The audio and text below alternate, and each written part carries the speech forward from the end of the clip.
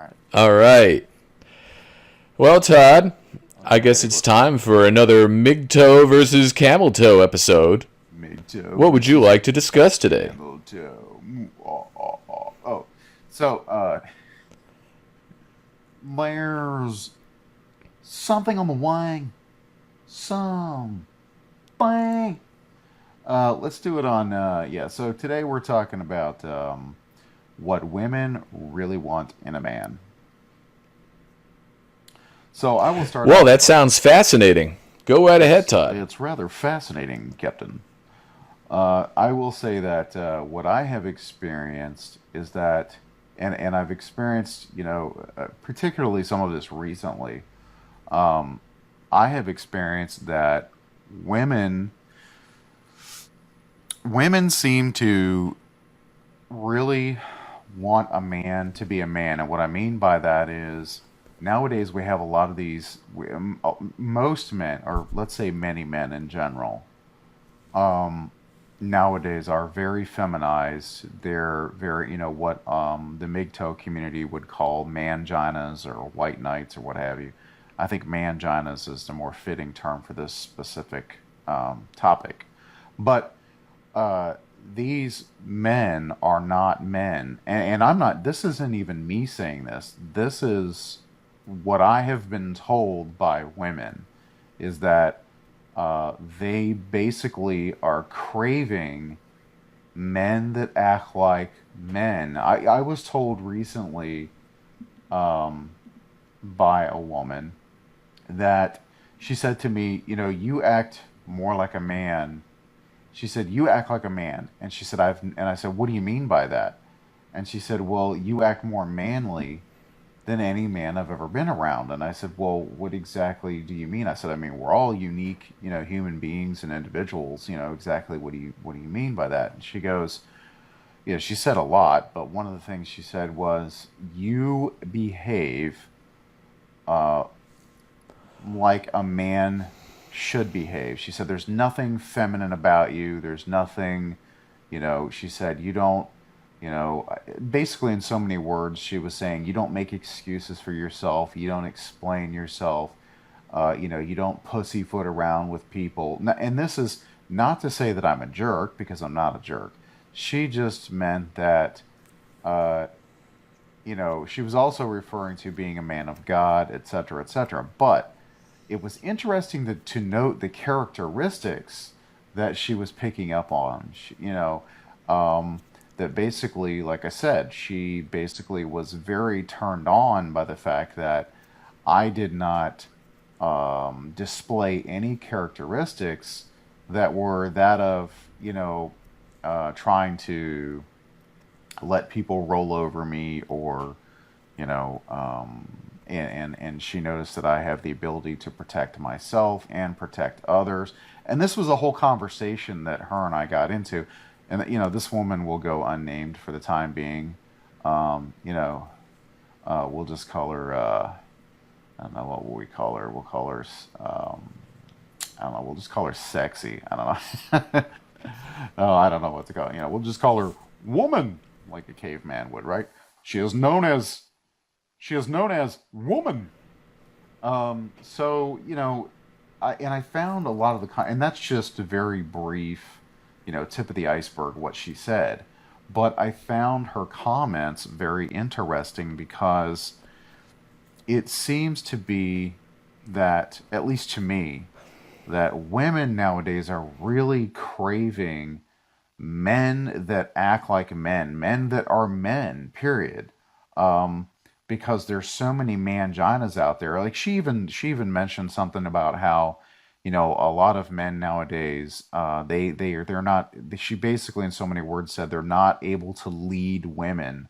That the women basically lead them, or that the men kind of are like subservient to the women, and the women kind of dominate them and rule the roost, and you know they maybe chase after the women. And it's interesting to note that you know she indicated, she almost said word for word, that it was more of a turn on when a man just basically just does his own thing and is a man and doesn't like allow himself to be intimidated by the woman or to be made anxious by the woman, like, nervous around her, like, oh, she's so attractive, and get nervous or anything like that. And to have good morals and values and principles and stuff like that. She said, I see a lot of Christ in you, a lot of God in you, and you're definitely a man of God, etc., etc.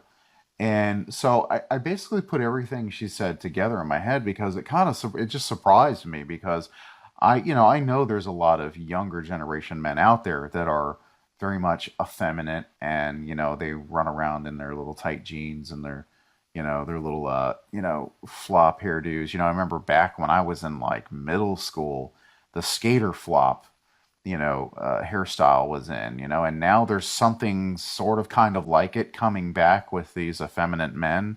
And it's kind of like a skater flop, but it's like they let it kind of go all messy and they don't really they don't really maintain it real well. It's just kind of like I don't know how to explain it, but anyway, that's just a side note. But as I digress, I will revert from digressing.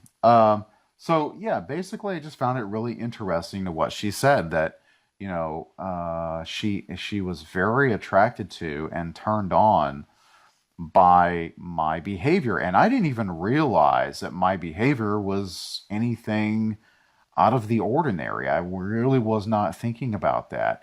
And she said, and I told her, when she said this stuff, I said to her, well, I mean, we're all unique individuals, of course, and I'm just me. I'm just who I am. I'm just Todd, and she says, no, no, no, you don't understand. She's like, that no, I've never been around a man like you. And then, and then basically, she just continued to discuss how other men are just, what did she say? I think one of the words she used was weak. And what was the other word she used? Weak and like not intimidated by women, but it was something along those lines. And so, in conclusion, with what I got from all of this interaction with her, which has been ongoing and consistent for a while now, basically, let's see, I've been interacting with her for I'd say probably about 5 weeks, and as far as on a consistent, close basis, and she seemed to really find it interesting and refreshing that it was so nice to finally be around a man that acts like a man. So I think what the core of the problem here is, at least one of the fundamental problems with our society, kind of goes back to things I've talked about before that I have spoken about previously. That in our society, men do not know how to be men. Generally speaking, men do not know how to be. They no longer know how to be men anymore. And you could argue as to whether or not it's because they weren't taught that, or whatever, and the whole nature versus nurture thing. But the bottom line is, men just do not know how to be men anymore, and women don't know how to be women anymore. We've a lot of men. I think a lot of men are going their own way, which I completely understand. The big toe movement, I completely get it, and totally agree with it. Things need to change.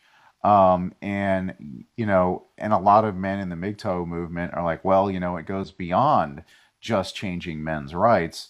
Women need to change, and there's like, I've noticed there's like different levels of I guess you could say mentalities in the MGTOW community or movement, whatever you want to call it.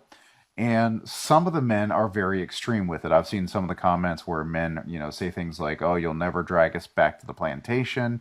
It's too late, etc., etc." And I totally get it. I totally understand that because that's basically how I have felt for a long time. And I started to realize some things, though, that this is exactly what the system wants. They want a divide and conquer of men and women, which has resulted in the complete collapse of the family structure. And they know that if you have a community, the powers that shouldn't be know that if you have a society that has a strong family foundation, a strong family oriented foundation, that it's very difficult. You cannot break that society. It would be very, very difficult to do so because it would be a society of, tight knit community through strong family values, conservative, coming from a conservative perspective. So when you look at things conservatively, you begin to realize that there's a reason why things were that way. Now, were there positives and negatives about it? Yes. Um, the bottom line is, and I've said this before, the bottom line is, I hate to say this in a way because I don't think it's ever really going to change, but the bottom line is, and I've said this, as long as the state exists, marriage and relationships between men and women will always be extremely dangerous for men because the state is like the third parent or the third spouse, or I think even better described, the state is like the ultimate alpha male with all of the power and resources to do whatever they want to whomever they want. And that's precisely why it makes it too dangerous for men to entertain the idea of getting married and having children, or even if it's not getting married, even if it's just having children with your girlfriend or what have you.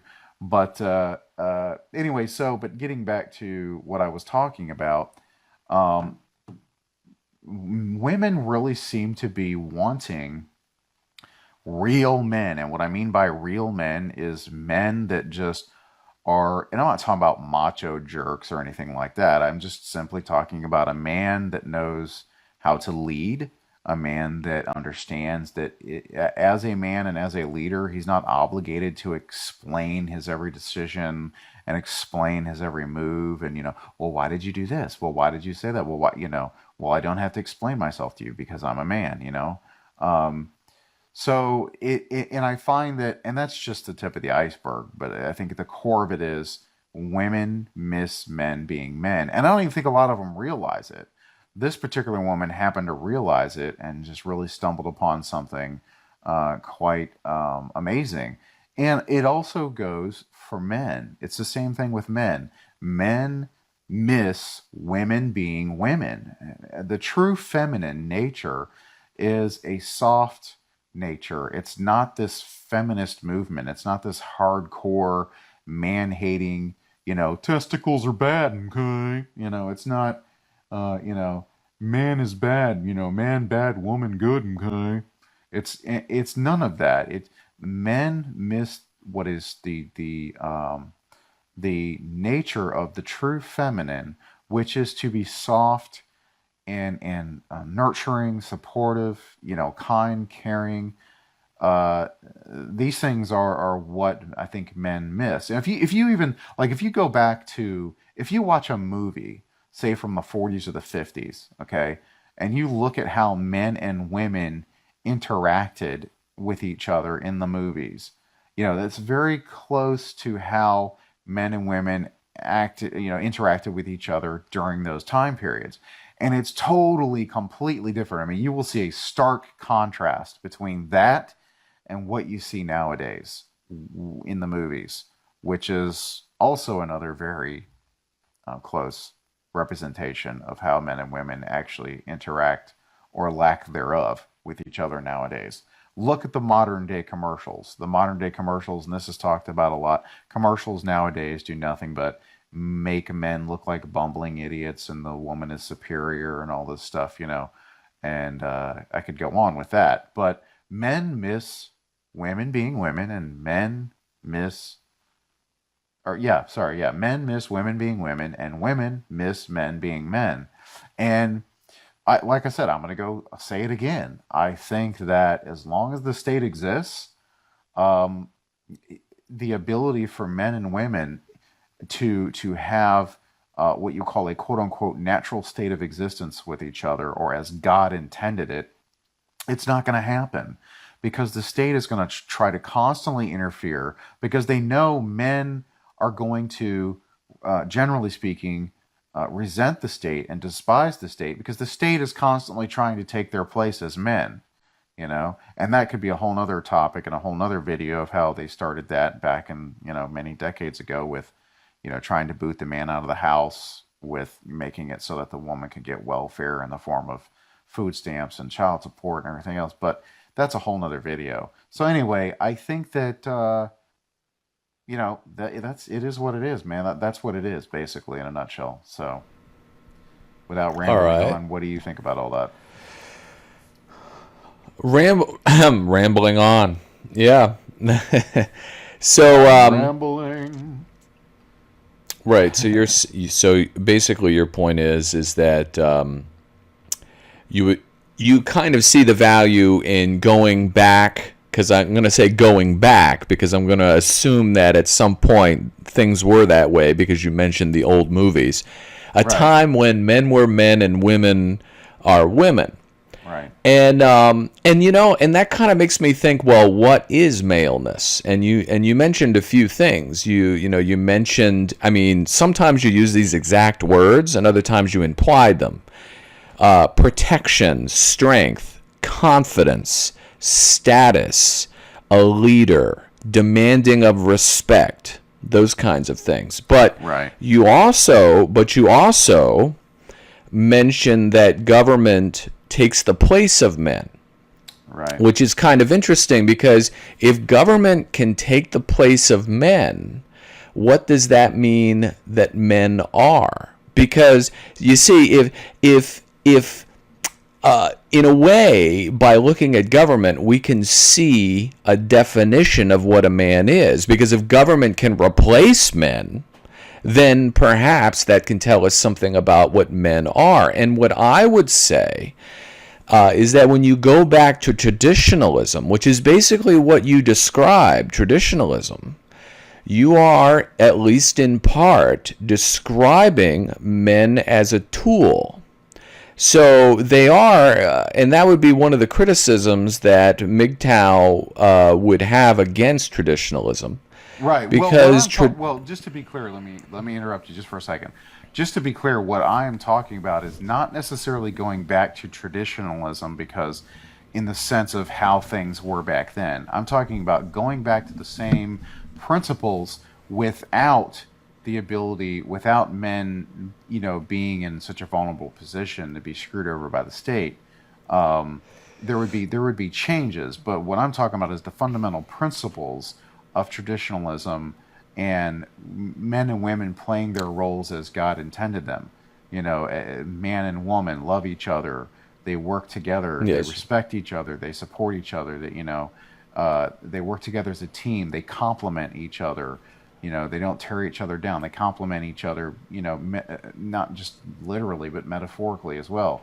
And it's I mean, you bring up an interesting point because yeah, the men are basically what the state is doing. Men are, or at least once were, generally speaking, providers, protectors, and had the resources, etc., that the state is doing. So yeah, that's a very good point.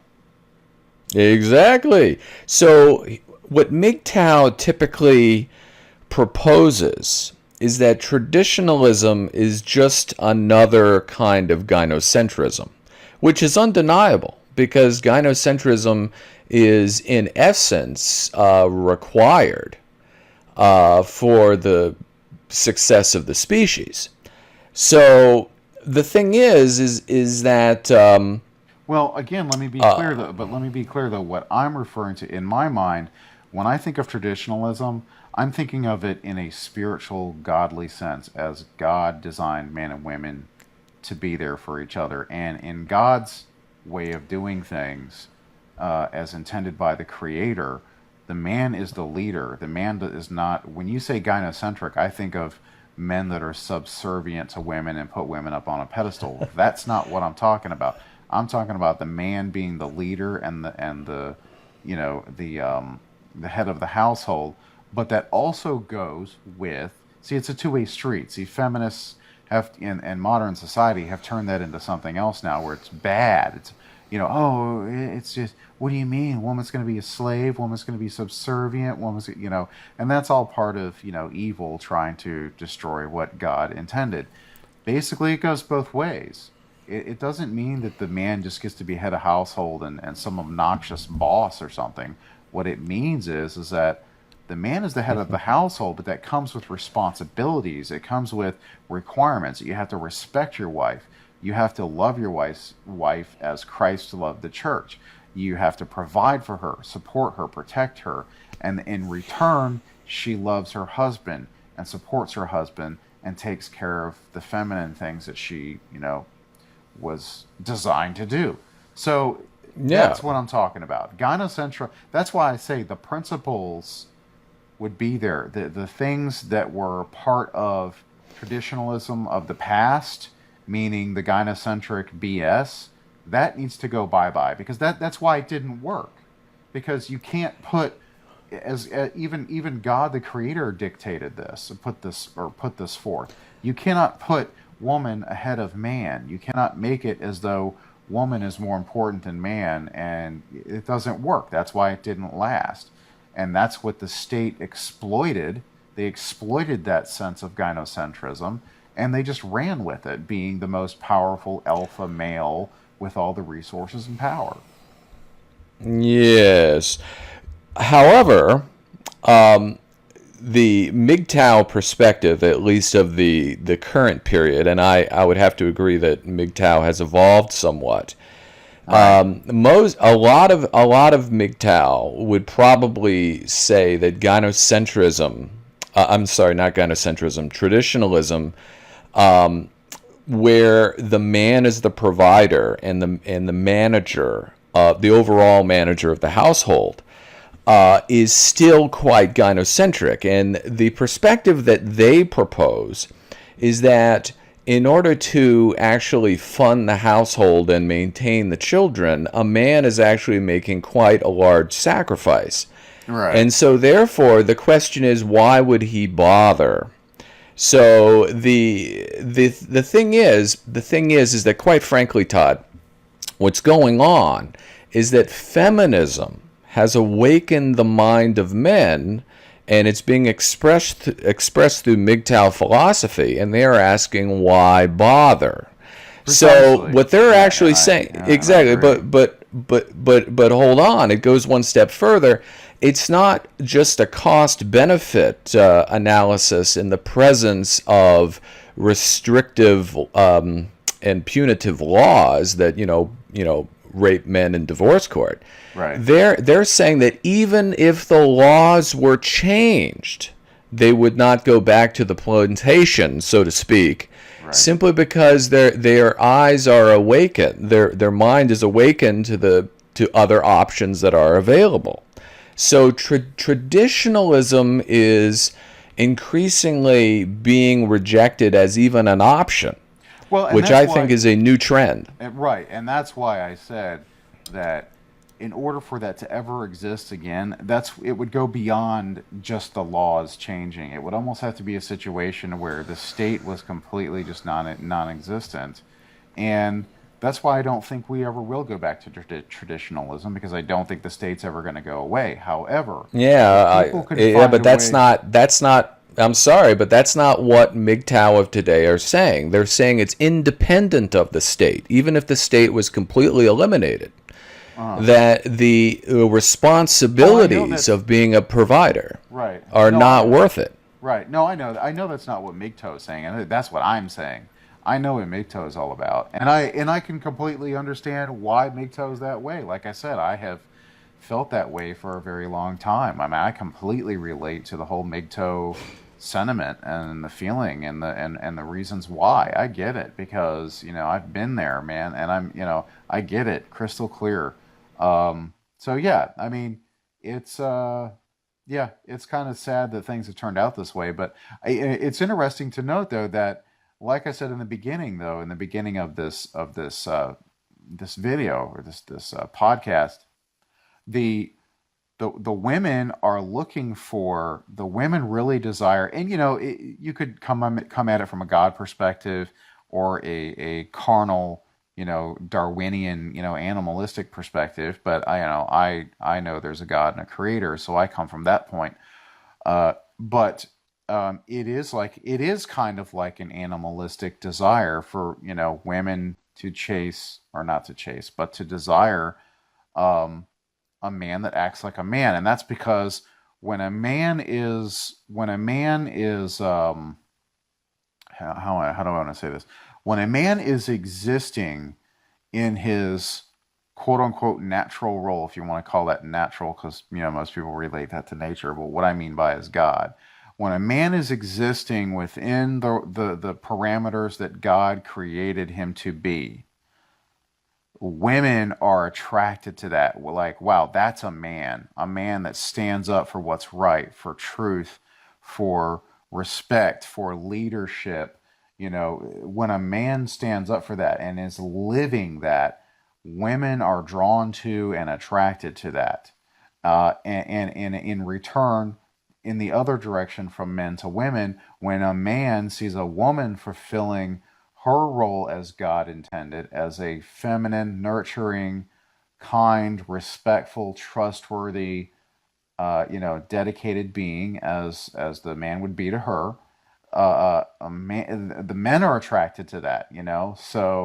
Um, so that's I think that's what we're missing, and unfortunately, we live in a society that exploits that and makes that makes it appear to be a bad thing. Well, yes, I would agree. Yeah, you see a lot of that, and I'm going to have to again bring up the MGTOW perspective. Is that from a MGTOW perspective, when a woman says that she wants a real man, and I'm putting words in your mouth, a man that acts like a man. What she's really doing is hearkening back again to the traditional characteristics. What she's really saying is, I need a man who can solve my problems. Well, what do you mean by that? Well, I mean, he needs to be a provider, a protector. He needs to provide me with children.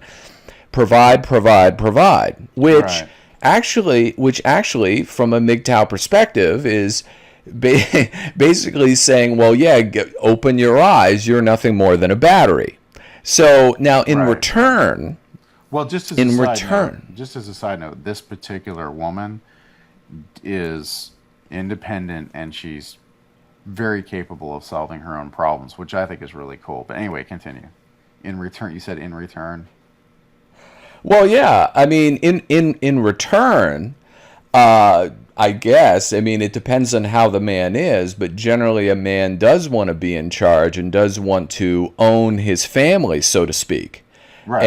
And that's how it's been if you really go through the traditionalist route, Sure. which is, it doesn't really pair up with the woman you described, which completely solves her own problems, because you can't really I guess have a traditional relationship with a woman who's like that, especially in the presence of high technology. Right. So Well, it's that's why you've got to have yeah. a woman, and I'm gonna refer back to the word of God here. Like, you've got to stay within the parameter. The man and the woman both have to be dedicated to living their lives as God intended us, our Creator intended us to live. Because if either one of them veers from that in any little way, it'll derail the whole thing. Maybe not immediately, but later on down the road. What's that term that we use? I'm drawing a blank here, but what's the term used when you start off veering from your path just a little bit, and it doesn't seem like a lot at first, but as you go further down the road, that angle that you've initially veered off on, that angle gets bigger and bigger and bigger as you keep going down. Sounds like drift to me. You're Kind drifting of, yeah, off your yeah. path. Yeah, there's a term for it, like in geometry or something, where you start off with just a little variance in the angle from the original, linear path. If you drift off from that by just a small angle, but you keep going on that same linear path, that same angle, eventually you're very, very far away from the original linear path. yeah, I forget what the term is for that. But anyway, yeah, that's basically what happens is that if either one drifts away from it, so that's why it's so difficult, and I honestly believe we do live in a fallen world. I think that's precisely why there's so many problems, because we do live in a fallen world that has been controlled and ruled by evil, and that's why we've got to keep God's presence in our life, Well, because, I mean, you know, you're making some very important points here. What you're really telling me is that the foundation of traditionalism, to a large extent, at least probably in your own mind, and I think many people would agree, is some kind of religion. Now, it wouldn't necessarily have to be Christianity, but I suppose it could be many other well, remember though kinds. that true Christianity is not a religion. Religion is false man-made doctrine. So you're But right. yes, we were Something we were founded on the country was founded as a Christian country. Yes, that is true. I would, I would, I would say you would that right. So then you brought in nationalism as well. So but I would say traditionalism is correlated or has as its foundation some sort of religious linked behavior. I'm not going to say that Christianity is necessarily. I'm not going to get into that, but it's some religion linked behavior is the foundation of traditionalism, and MGTOW would definitely be anti-traditionalist. You can't have a traditionalist MGTOW. Right. So Oh, yeah, of course. therefore, Yeah, that's yeah, that would right, be a contradiction in terms. exactly, exactly. So it does bring up an interesting point. So yeah, MGTOW they have a tendency, or at least the leading speakers recently they kind of equate traditionalism and feminism.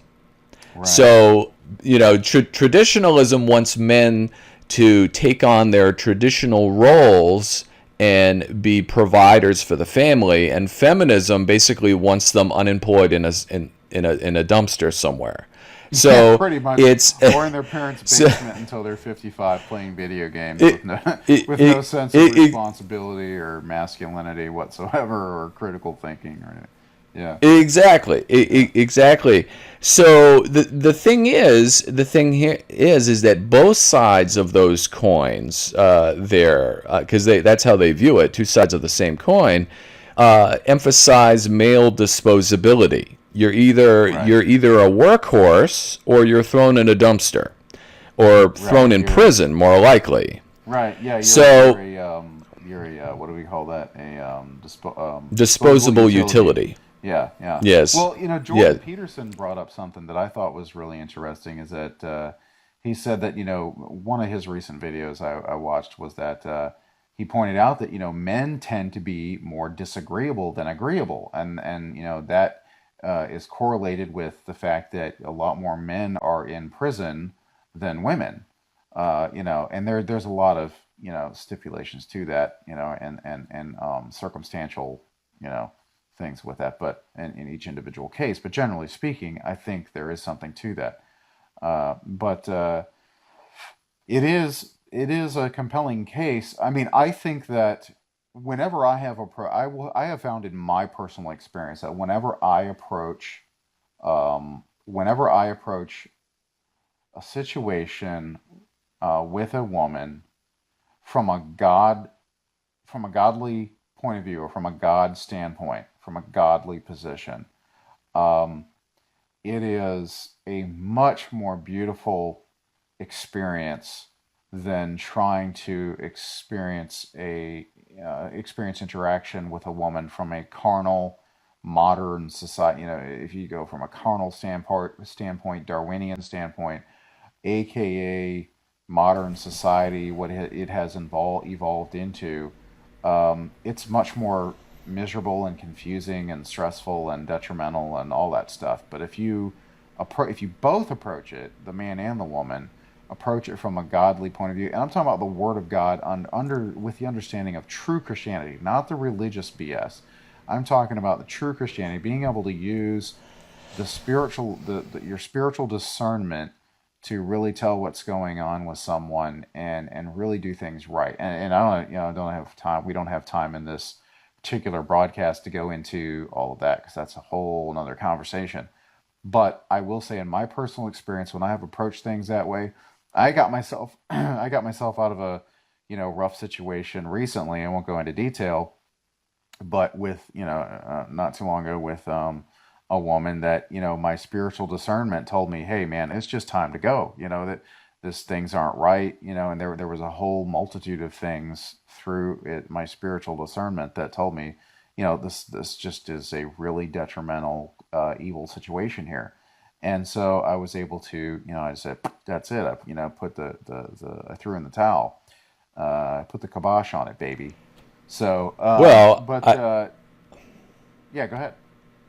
I would say that if that well, whatever relationships men and women had for thousands of years, it worked. So traditionalism is a methodology that has a track record. Right. And the thing is that actually I think it's our best hope. No matter what MGTOW say, I think that it is our best hope, and we probably will go back to that at some point. Right. I mean, honestly, if I think it could probably be proven. If you were to take most of the male population, between the ages of 15 and 30, and increase their testosterone level by about 3 times, and manipulate the female endocrine system, you wouldn't have any problems at all, because basically you just and if you unplug the government from the whole Right. system, Oh, sure. then Yeah. everything would be. I mean, Yeah. it's just that when people are thinking too much Right. about this, I mean, it's basically overthinking has. Right. Now the thing is that there's a lot of value in thinking. Duh, Sure. obviously. Well, I I mean, think the for entire. Yeah, go I ahead. think for the survival of the species, it's inevitable that men and women are gonna have to interact. But Well, yeah. I mean, I've commented a few times that I think it's possible that at least the western part of human civilization may just decide to go extinct, and I right. think that's a good possibility, unless of course you do something like I just said and manipulate everyone's hormones so that Well, they get down to business. something would But have the thing something. Go ahead. well, the thing is that when you overthink things, then immediately you go down the path of disrupting the system in one way or another. But Right. the thing is that natural systems are often very distasteful as well, if you are conscious of them. There are very disturbing things that have occurred in human history oriented in this particular area. I mean, the relationship of male and female, that are just part of the traditionalist point of view. I mean, at least they're disturbing to our modern ears. Right. And if you were to go back to a purely traditionalist system, you'd end up with that again. Of course, if what you might try to do is end up with traditionalist light. You say, well, we want to be traditionalist, but not too Zero carbs and traditionalist. zero carbs and 0 calories. You Try know, you tradition know, light.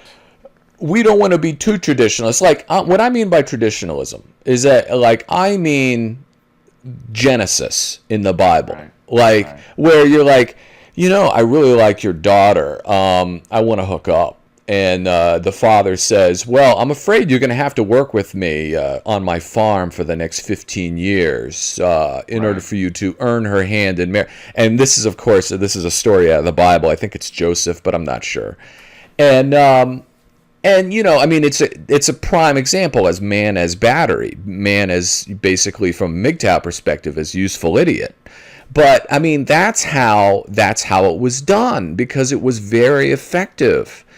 And And the thing is that if you're thinking about it too much and you look at that story and you say, oh my gosh, the man is a battery and the woman is nothing more than a baby maker, and The golden and if uterus. right, the golden uterus, right, who's basically owned by her father, Right. and then of course from our modern eyes we'd say, that's going a little bit too far. We're gonna change this just a tad and try to get just right so that everyone's comfortable, and Right. and I think that that's very hard to do. It is. Yeah. Nature does whatever it does, but you're not even looking at nature, are you? You're looking at it from a religiously linked, a traditionalist perspective. It's just how traditionalist would we go in order to make that work? And you know Well, what? I it's don't what think. you don't think what? Go ahead. I mean, I just don't think we would have control over it. It's whatever Well, happens, happens. well, I mean, even the Bible says that it is actually better if you can do so, if you can do without sex and you can do without, the companionship or intimacy of a woman. The Bible even says that it is actually better to remain single, to remain unmarried, I think that's if you hilarious. can, you I know. think that's so Um, funny because the person who was writing the Bible at that point, it could have been God himself, only said that because he knew that no one would take his advice. Right? Because you know what I mean? Because if everyone well, took I that don't know. I mean, advice, look at the MGTOW community. I mean, they're taking the advice. well, yeah, 2000 over 2,000 years later, but Right. Hey, I better said late the than never, man.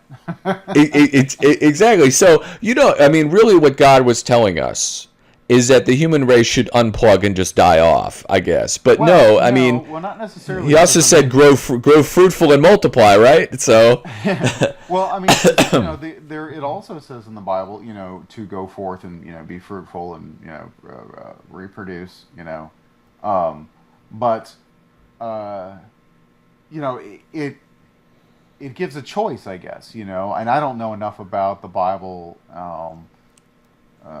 I'm not a theological scholar or anything like that, but I think it's just giving people a choice. That if you want to live within the parameters of the Word of God, you can do this. If you want, you can remain single and not have anything to do with women, just so that you can spend more time focusing on God and Christ and living your life on that path.